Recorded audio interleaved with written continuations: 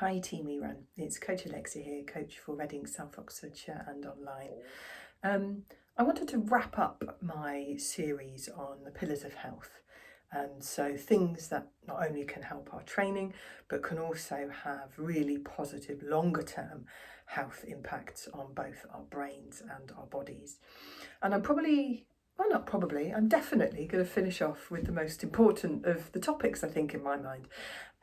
So let me intro this, that stress and the inability to switch off, disconnect and properly go into a restful state, I think is at least a factor, if not the biggest factor, with the runners that I work with one-to-one in terms of pushing on with their training and getting better results. Once you've got the good training regime and you're doing reasonably well on your food, I would say that the whole kind of rest recovery side of things and is the biggest and most important part of the picture. And it's also arguably one of the more difficult ones to control, because the runners that I work with that have incredibly stressful jobs with very, very long hours, or have very difficult home situations, with children, with carers, with whatever situation is going on in their family life at any given time. And all of these things are stuff that we kind of have to do, right? We don't always have the choice to be able to change jobs and find something that's having less of a negative impact on our brains and bodies. So I get that a lot of these things it's a bit easy for me to say and less easy to do, and I certainly am aware of that personally as well. So there are a few kind of conversation topics out there around the subject of sort of rest and balance in our lives overall. So you might have heard about the sort of rest and digest state. So allowing your body some time to be in that state where it can prioritise all of the important stuff that it pushes to the background when you're busy, either busy with work and mental or stressful stuff, or busy training.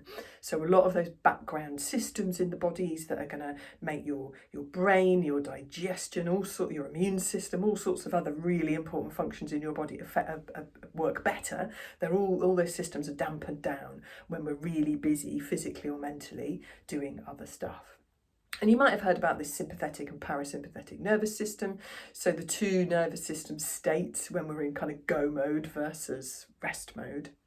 And another model that I particularly like actually is about sort of three mental modes that we can be in. So drive, again, when we're kind of in go mode, we're doing stuff, we're at work, we're looking after our kids, we're going for a run, we're going down the gym, we're sort of go.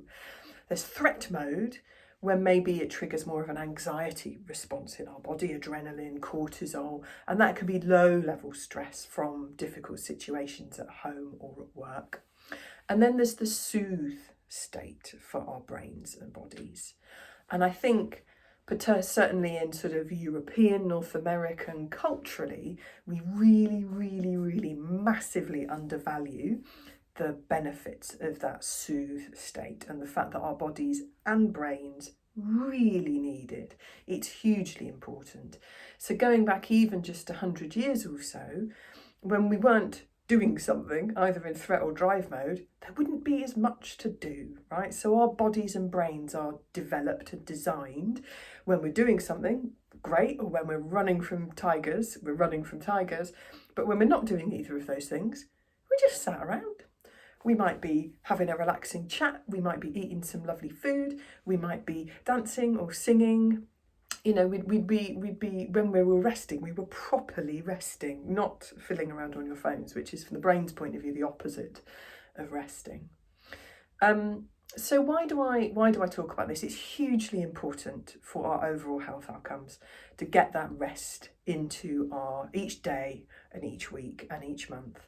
It's important for, like I said, digestive system, immune system, all the stuff that's running in the background, even our reproductive systems. So all of those things that kind of run in the background that are deprioritised when we're in those other two modes get the chance to kind of come out and do stuff. That's when our body does its best recovery from our training, for example. It's hugely important for our running, but it's also hugely important for mental health, physical brain health, physical body health. in the short, medium and longer term. So what can we do about it? I think for me it's about prioritising it and almost scheduling it. I certainly had to start out that way, scheduling in decent quality rest time every day, even if it's just starting with 2 minutes or 5 minutes. So when I have my morning cup of tea, instead of drinking that whilst on my phone, I drink it staring out the window over there at a nice view of a couple of trees across the road that I have and watching the birds. So little things that you can get in your day where you're allowing your brain and body that rest time. Things that involve breath work. So breathing is a system which kind of crosses over between the automatic systems in our body, the stuff that it does without us having to think about, like beat our heart and, you know, process what we've eaten through our digestive system. But we can also consciously control our breathing as well. So it kind of crosses over. So breath work, like yoga-based breath work, or breathing-based meditations, you know, where you're sort of box breathing, 4 counts in, 4 counts hold, 4 counts out, 4 counts hold. So those things can be shown to have a calming effect and help us shift more towards that soothe state. And also, as I've covered in a video series last year, meditation and mindfulness. So those are, you know, 2 really key areas that have got more and more evidence behind them that are very good at getting us or helping us to get into that soothe state. And let's not forget, as a little bit of a footnote, sleep. Sleep is super, super, super useful as well.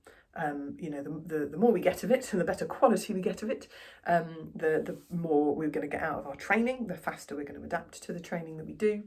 And again, it's also a chance for our body to catch up on all those activities which we've not given it the time to do when we're busy during each day. Anyway, so slightly longer video for today, but I think it's worthwhile for a very worthy and important topic. Happy running.